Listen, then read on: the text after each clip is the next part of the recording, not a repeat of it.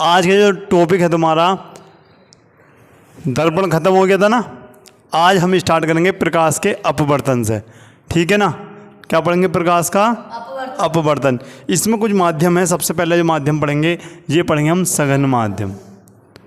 सघन माध्यम बताओ क्या होता है? पता है? वह माध्यम जिसका घनत्व क्या हो? अधिक हो, या फिर ज़्यादा बोल सकते हो, ठीक है। वह माध्यम जिसका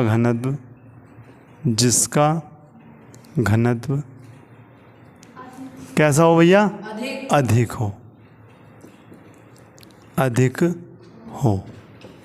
ठीक है। अर्थात जिसमें कण एक दूसरे के अधिक क्या हो? करीब हो। नहीं बात समझ में? ये लिखने को नहीं आने का, मैं केवल समझा रहा हूँ, ठीक है ना। इतना समझ लो कि सघन माध्यम क्या होता है? वह माध्यम जिसका घनत्व क्या हो? अधिक हो। अच्छा, विरल माध्यम क्या होता है भैया? विरल माध्यम वह माध्यम जिसका घनत्व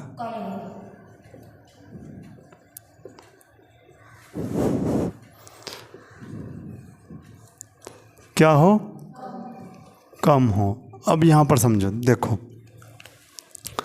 एक चीज़ है, मैंने तुम्हें बताया है भैया कि क्या लेते, एक बॉल है या फिर कुछ भी मान लो, ये आपका मैंने टुकड़ा रखा है किसी चीज़ का, ठीक है भाई। इसे मान लो लोहे का मान सकते हो, कांच का मान सकते हो, प्लास्टिक का मान सकते हो, पत्थर का मान सकते हो, टाइल्स मान सकते हो, कुछ भी, ठीक है ना। तो मैंने ये क्या मान लिया भैया? कांच है। क्या मान लिया? कांच। और कांच को कुछ इस प्रकार से मैंने इसे दिखा दिया कि भैया इस प्रकार से ये है। समझ में आ रही है? उसी के पास मैंने यहाँ पर कुछ लिया भैया, ये रहा आपका कुछ। इसको आप बाल्टी मान सकते हो या फिर गिलास मान सकते हो, ठीक है। ये रहा भैया आपका, ये पानी, ठीक है। यानी मैं लिख सकता हूँ जल, ठीक है भाई। अच्छा, और ये तो आपको पता ही है, ये क्या है भैया? वायु यानी हवा। इस प्रकार से मैंने इसको दर्शाया है, हवा। आ रही बात समझ में? अब इससे क्या मतलब है? जिसका माध्यम अधिक है वो सघन माध्यम है, जिसका माध्यम कम है वो विरल माध्यम है। इससे क्या मतलब है? इसका मतलब ये है कि ऐसा करो भैया, लोहा देखा, लोहे को पिघलाओ और उसकी क्या बना लो? बॉल बना लो। क्या बना लो भैया? बॉल। ऐसा मान लो कि कांच की मान लो, चाहे फिर लोहे की मान लो। ये क्या है? बॉल है, ठीक है। अब पानी की बॉल कैसे बनेगी? गुब्बारा लो, उसमें क्या भरो? पानी, ठीक है। और उसके गुब्बारे के अंदर इस प्रकार से पानी भर लो। आ रही बात समझ में? अच्छा, और एक लो फिर से गुब्बारा, उसके अंदर क्या भर लो? हवा भर लो। क्या भर लो भैया? हवा। अब मुझे एक बात बताओ, ये बॉल किसी के फेंक के मारो, ये बॉल फेंक के मारो, और ये बॉल फेंक के मारो, कौन सी बॉल बहुत तेज लेगी? जिसमें कुछ नहीं है बेटे। इसके अंदर बहुत कुछ है। लोहा है, चाहे लोहे की मान सकते हो, चाहे फिर कांच की मान सकते हो। मैं लिख देता हूँ यहाँ पे। क्या मान रहे हो बताओ? लोहे मान लो, लोहा। ये क्या है भैया? आपका पानी। और वो क्या है? हवा। अब बताओ किसकी चोट ज़्यादा लगेगी? ठीक है। उसके बाद कम इसकी लगेगी और सबसे कम हवा की। हवा भरो गुब्बारे में और ऐसे फेंक के मार दो किसी के, ठीक है। अब सेम कंडीशन ये है। अब मुझे तो ये बोर्ड है, इसमें हाथ मारो, ठीक है। आर पार हो गया क्या? नहीं होया। अब इसमें लगाओ पानी में, ऐसे हाथ डुबो, पहुंच जाएगा। अगर मैं यहाँ पे हाथ डुबोना चाहूँ तो पहुंच जाएगा क्या? बिल्कुल पहुंच जाएगा। अगर हवा में, तो हवा तो इस टाइम पे है ही, ठीक है। तो बताओ किस में हाथ पहुँचाना कठिन है? कांच में। तो इसमें हाथ पहुँचाना कठिन क्यों है? क्योंकि इसके बीच जो कण है ना, जो कण हैं इसके बीच, उन्होंने इस प्रकार से साझेदारी कर रखी है कि तुम्हारी एंट्री उसमें नहीं हो रही। इस प्रकार से उन्होंने बॉन्ड बना रखा है। देखो मैं बताता हूँ, इसमें क्या होता है, ठोस में ऐसा होता है कि बिल्कुल भी जगह नहीं है होती। इस प्रकार से ये कण आपस में इतने मिले हुए हैं, इतने करीब हैं कि इसमें ये आपके हाथ को अंदर ले जाने में क्या कर रहे हैं भैया, जगह नहीं दे रहे बिल्कुल भी। नहीं बात समझ में आई? बात समझ में नहीं आई? ये इसके बीच के जो कण हैं वो ऐसे लगे हुए हैं, और जब तुम हाथ लगा रहे हो या कुछ भी चीज़ बाढ़ रहे हो तो वो हट नहीं रहे। नहीं बात समझ में? इसके कण, जल के कण जो होते हैं, जल के कण थोड़े से दूर दूर होते हैं। थोड़े से क्या होते हैं भैया, दूर दूर। जिससे क्या, मान लो तुमने हाथ डाला तो ये कण ऐसे पकड़े हुए थे, ऐसे हो गए तो तुम्हारा हाथ अंदर पहुंच गया, फिर ऐसे हो गए, फिर ऐसे हो गए, ठीक है। और हवा के भैया कण क्या होते हैं, बहुत दूर दूर, ये रे, ये और भी दूर दूर। आई बात समझ में? नहीं, ठीक है। तो जिसका घनत्व ज़्यादा है, जिसके कण बहुत ज़्यादा आसपास इस भिड़े हुए हैं, वो सघन माध्यम, और जिसके कण बहुत दूर दूर हैं उसका मतलब क्या होता है आपका, विरल माध्यम, ठीक है। इसी प्रकार से इसमें चाल की गति भी क्या होगी भैया, अलग अलग। अच्छा बताओ, इसमें चाल जाएगी, उसकी गति कुछ और होगी, क्योंकि बहुत कठिनाई से अंदर जाएगी। इसमें कुछ और हवा में तो तुम्हें अच्छे से पता ही है, ठीक है। आ रही बात समझ में? ठीक है। तो अब मैं इसको करता हूँ रफ, और एक क्वेश्चन तुमसे तुरंत पूछता हूँ। मुझे क्वेश्चन बताओ भैया। क्वेश्चन नंबर 1, निम्न में से कौन एक सघन माध्यम है? सघन माध्यम है। नंबर 1 पे मैंने लिखा तो मैं क्या भैया, कांच, और नंबर 2 पे लिख दिया भैया आपका हवा। बताओ कौन सा सघन माध्यम है? तुम बोलोगे भैया कांच, ठीक है। दूसरा, निम्न में से कौन सा एक सघन माध्यम नहीं है? ऐसा मान लो, नंबर 1 पे है आपका कांच, नंबर 2 पे लोहे की चादर,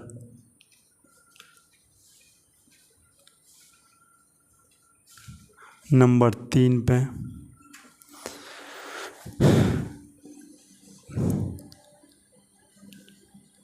एक मिनट लिखता हूँ मैं, प्लास्टिक की, कुछ भी लिख सकते हैं, चादर लिख दो, ठीक है, प्लास्टिक की चादर। और नंबर 4 पे लिख दिया मैंने क्या भैया आपका हवा। बताओ कौन सा ऑप्शन? तो कौन सा एक सघन माध्यम नहीं है भैया? हवा। तो हवा क्या है? एक विरल माध्यम है। आ रही बात समझ में? नोट करो इसको।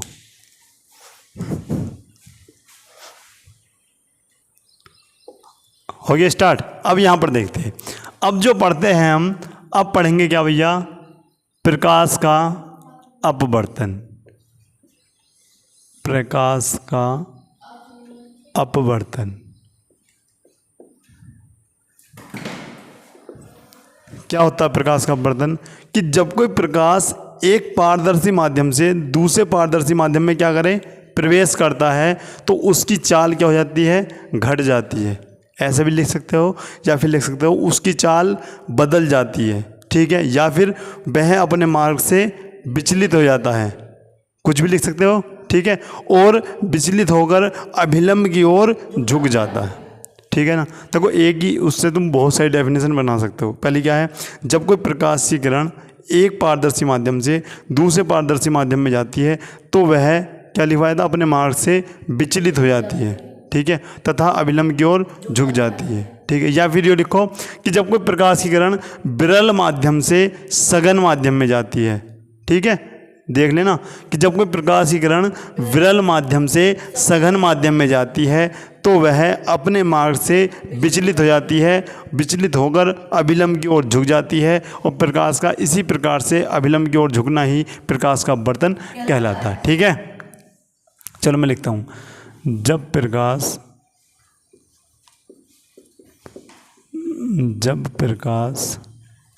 विरल माध्यम से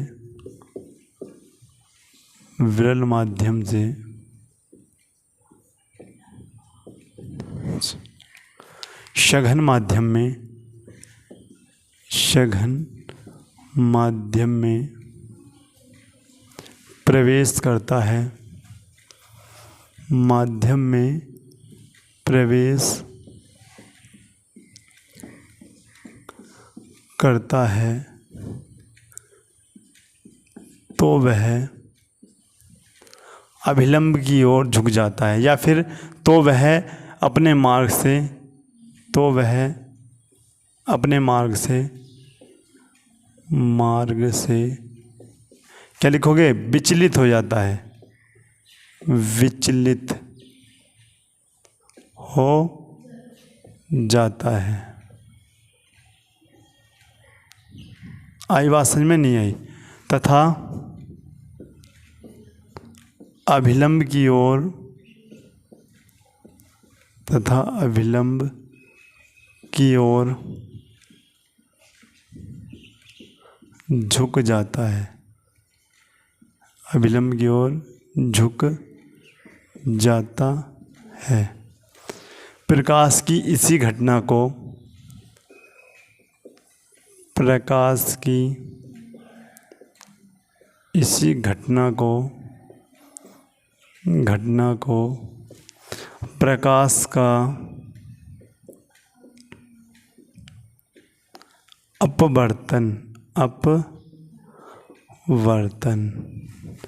कहते हैं। ठीक है, हो गई याद? जब प्रकाश विरल माध्यम से सघन माध्यम में प्रवेश करता है तो वह अपने मार्ग से विचलित हो जाता है, ठीक है, तथा अभिलंब की ओर झुक जाता है। प्रकाश की इसी घटना को प्रकाश का अपवर्तन कहते हैं, या फिर इसी घटना को प्रकाश का अपवर्तन कहते हैं। आ रही बात समझ में?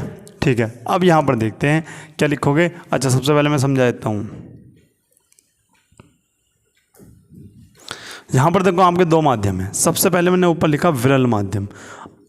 विरल माध्यम, विरल माध्यम को तो सब अच्छे से पता है किसे कहते हैं, विरल माध्यम हो गया। नीचे हो जाता आपका क्या, सघन माध्यम, सघन माध्यम।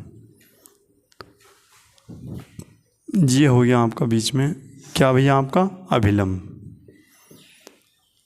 अभिलंब। एक मिनट, आ गई बात समझ में? नहीं आई? बताओ। ये क्या है आपका अभिलंब। अब चूंकि ये सघन माध्यम है तो मैंने इसको कुछ कांच की तरह दर्शाया कि भाई ये आपका कांच है, या फिर तुम इसे पानी भी मान सकते हो, ठीक है, कुछ इस प्रकार से।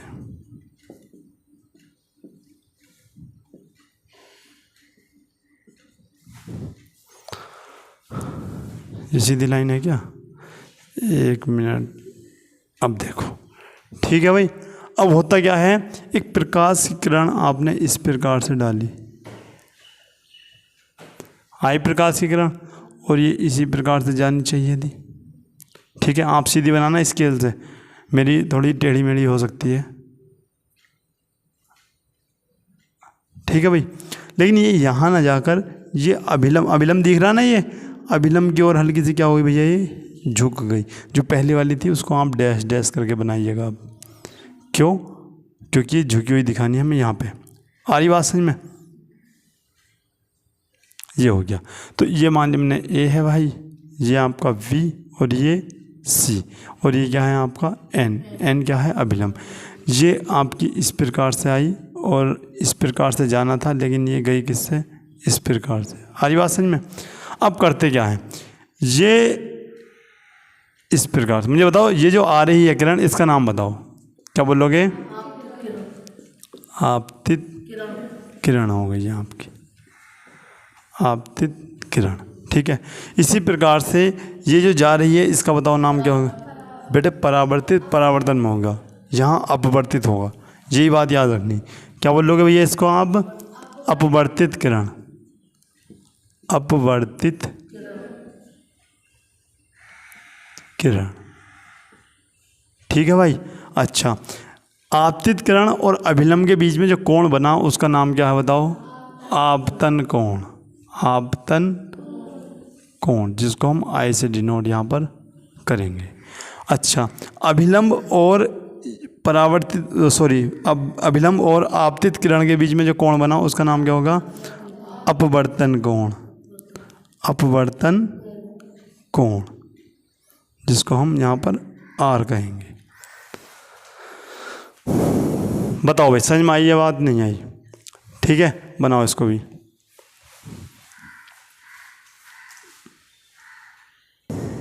अब यहाँ पर देखते हैं क्या लिखोगे भैया?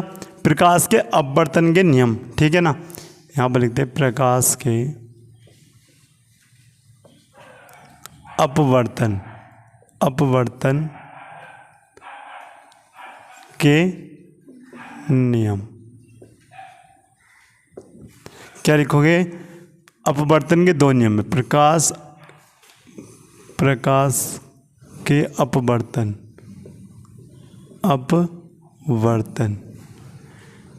के दो नियम हैं। ठीक है भाई। नंबर 1 बताओ क्या होता? आपतित किरण आपतन बिंदु पर अभिलंब तथा अपवर्तित किरण तीनों एक ही तल में होते हैं। क्या लिखोगे? यहाँ पर लिखते हैं आपतित किरण कोमा आपतन बिंदु पर अभिलंब,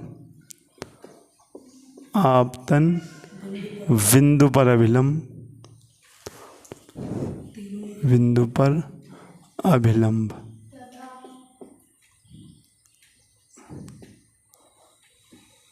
तथा अपवर्तित किरण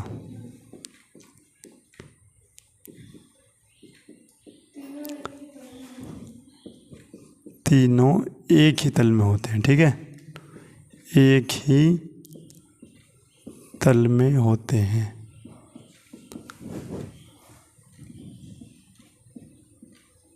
याद हुआ इतना? दूसरे क्या लिखोगे? यहाँ पर लिखते हैं आपतन कोण आई की जया। यहाँ पर लिखते हैं आपतन कोण क्या होता? आई तो होता आपतन कोण।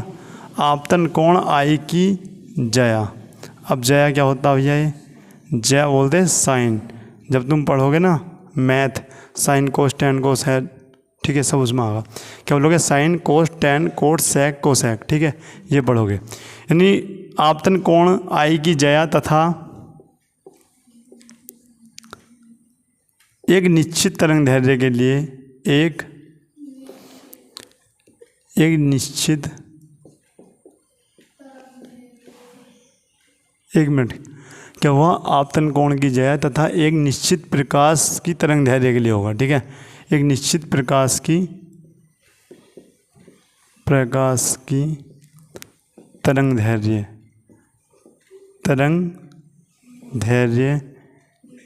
के लिए अपवर्तन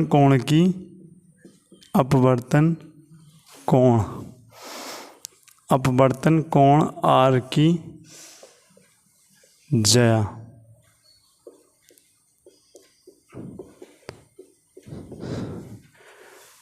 का या की निष्पत्ति लिख लो। निष्पत्ति, अगर निष्पत्ति याद ना हो रहा हो ना तो ये भी लिख सकते हैं का अनुपात एक नियतांक होता है। ठीक है, या फिर ये लिख लो कि जया की निष्पत्ति एक नियतांक होती है, या फिर की निष्पत्ति नियत होती है, ऐसे लिखो। निष्पत्ति नियत होती है। यहाँ पर लिखते हैं भैया साइन आई। अब यहाँ पर समझना, sine i upon sine r बराबर क्या लिखते हैं? 1n2, यानी sine i upon sine r, इसे को लिख देंगे n2 अपॉन n1। आ रही बात समझ में? नहीं आ रही? ठीक है, बराबर में तुम नियतांक भी लिख सकते हो, नियतांक। और लास्ट में क्या लिखोगे?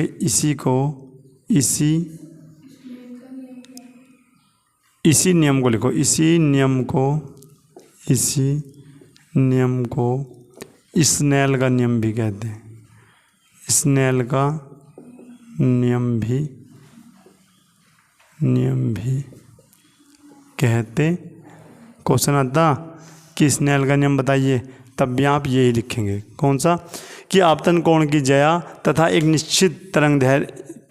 निश्चित प्रकाश की तरंग दैर्ध्य के लिए अपवर्तन कोण की ज्या की निष्पत्ति नियत होती है, या फिर का अनुपात एक नियत होता है। ठीक है, या नियतांक होता है। Sine i upon sine r बराबर नियतांक लिख लेना, बाकी लिख लेना। ठीक है, नोट करो।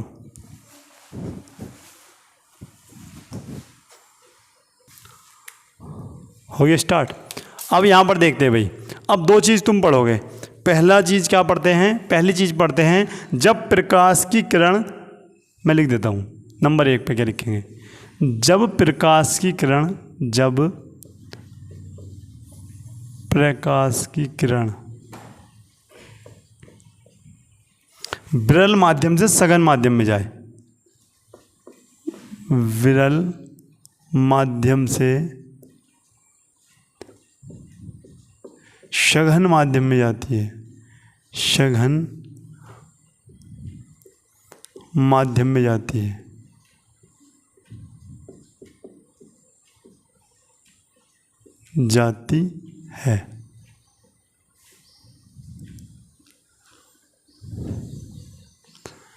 अब यहां पर लिखते हैं नंबर 2, जब प्रकाश की किरण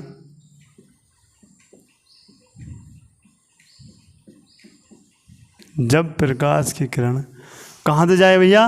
विरल से सघन में जाए थी, अब कहाँ जाएगी? सघन से सघन माध्यम लिखो। जब प्रकाश की किरण सघन माध्यम से विरल माध्यम में जाती है, विरल माध्यम में जाती है। यहाँ से MCQs के क्वेश्चन बहुत आते हैं आपके। ठीक है, एक क्वेश्चन बनेगा यहाँ से। ठीक है, पहले क्या लिखा? जब प्रकाश की किरण विरल माध्यम से सघन माध्यम में जाती है। दूसरा क्या है? जब सघन माध्यम से विरल माध्यम में, उल्टा। ठीक है ना? तो क्या करते हैं, सबसे पहले यहाँ पर देखो, मैंने 2 माध्यम आपके इस प्रकार से बनाए हैं आपके कुछ।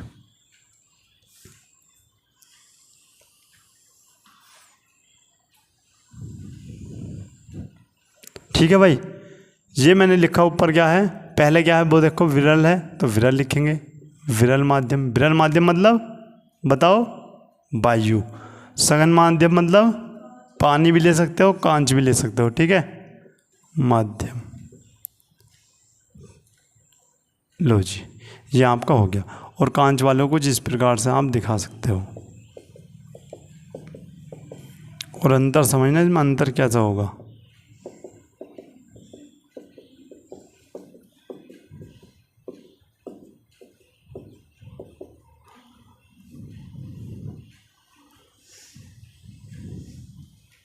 अब सीधी है। ठीक है, ये हुआ एक। तो आपका एक हो जाता है आपका कुछ इस प्रकार से।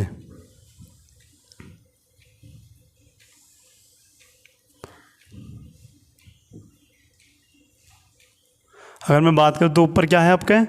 सघन माध्यम, और नीचे क्या है आपका? विरल माध्यम। और बीच में क्या है भैया? ये आपका अभिलंब।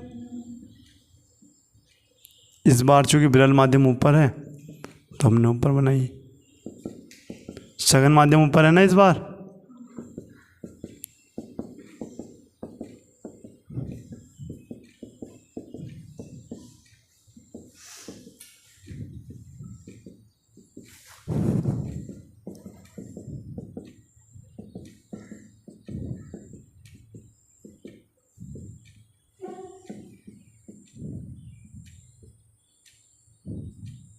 देखो, इस बार विरल माध्यम कहाँ भैया? ऊपर है, और यहाँ पर सघन माध्यम, सॉरी, यहाँ पर विरल माध्यम ऊपर है, वहाँ पर सघन माध्यम ऊपर है। ठीक है, अब देखते हैं अंतर क्या होगा। यहाँ से मैंने प्रकाश की किरण डाली, यही प्रकाश की किरण। ठीक है, अब तुमको ऐसे जानी चाहिए थी भैया, ऐसी तो जानी चाहिए थी, लेकिन अभी प्रकाश का अपवर्तन क्या पढ़ा तुमने? बताओ, अपवर्तन क्या पढ़ा, अभिलंब की ओर झुक गई। लो ये आपकी अभिलंब की ओर क्या हो गई भैया, झुक गई। आ रही बात समझ में, नहीं आ रही? पहले तो ये बताओ, अभिलंब की ओर झुक गई, ठीक है। अच्छा, सेम कंडीशन यहाँ पर करो, ये प्रकाश की किरण आई,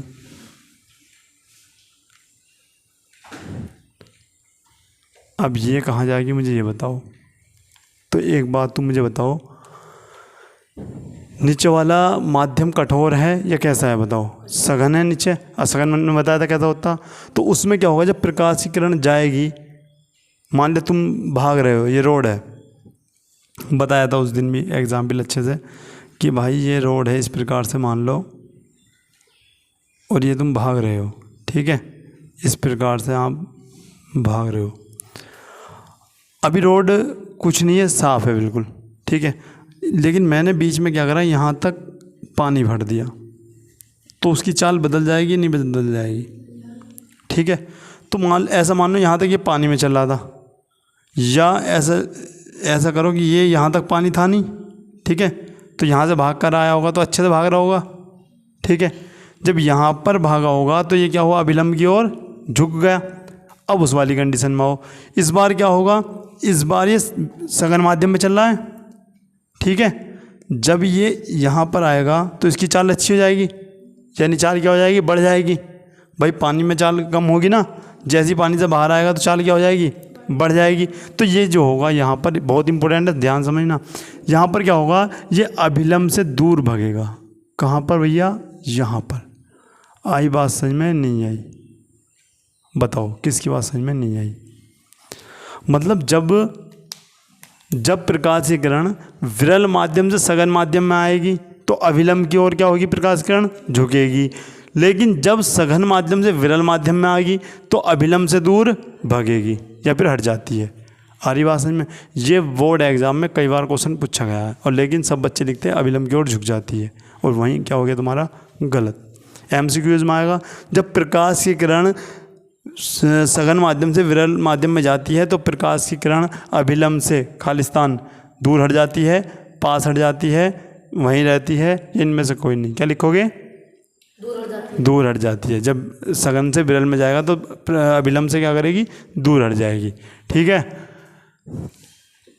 जो जाता आपका अभिलंब, मैंने मान लिया किरण A थी, इस प्रकार से आई और इस प्रकार से गई, ये B और ये आपका C। ये भैया A है, इस प्रकार से आया और यहाँ से आपका ये गया, ठीक है। आनी तो जिसे यहाँ चाहिए था, ठीक है, लेकिन यहाँ नहीं आ गए, वो उधर पहुँच गया। आ रही बात समझ में?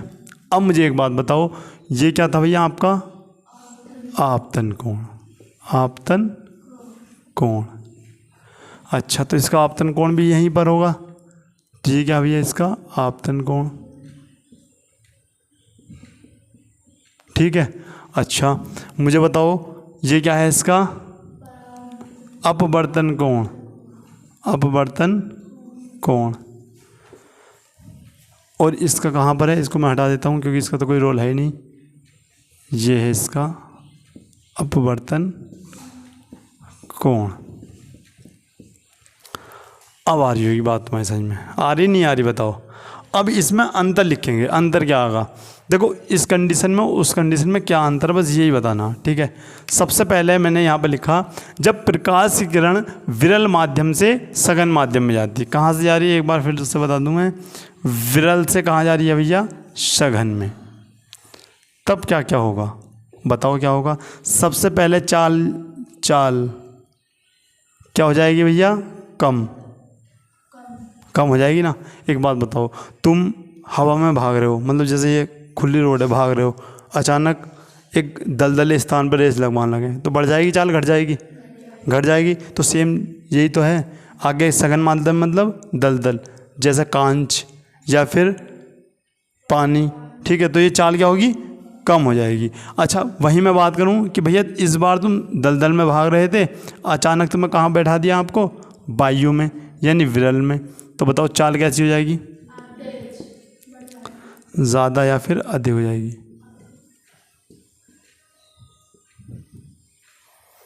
आई बात समझ में, नहीं आई? आ गई। दूसरी कंडीशन मुझे बताओ भैया, यहाँ पर बताओ अभिलंब की ओर झुकेगी या अभिलंब की ओर दूर भगेगी? तो हम लिखेंगे अभिलंब की ओर झुकेगी। अभिलंब की ओर झुकेगी, झुकेगी। और इस कंडीशन में क्या होगा? अभिलंब से दूर हट जाती है। अभिलंब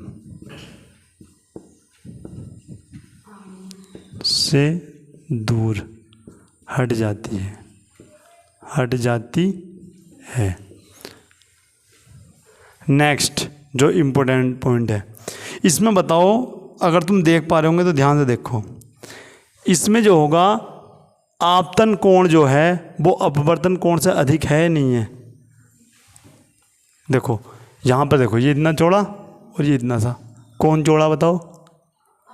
आपतन कोण। तो यहाँ पर लिखेंगे आपतन कोण जो होगा, आपतन कोण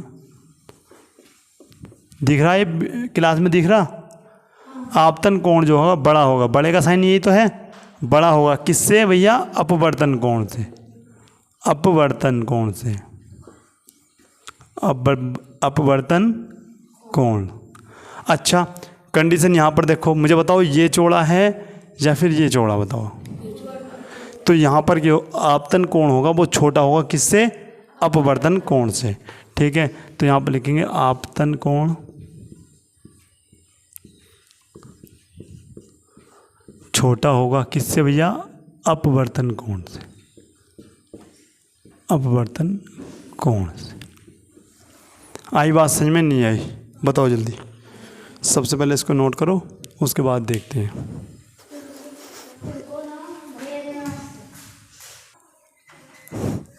अभी बताओ समझ में आया सब कुछ? ये कर सकते हैं ना? याद हो जाएगा सब? ठीक है, कैसी लगी क्लास? ठीक है, मिलते हैं नेक्स्ट क्लास में, तब तक के लिए जय हिंद।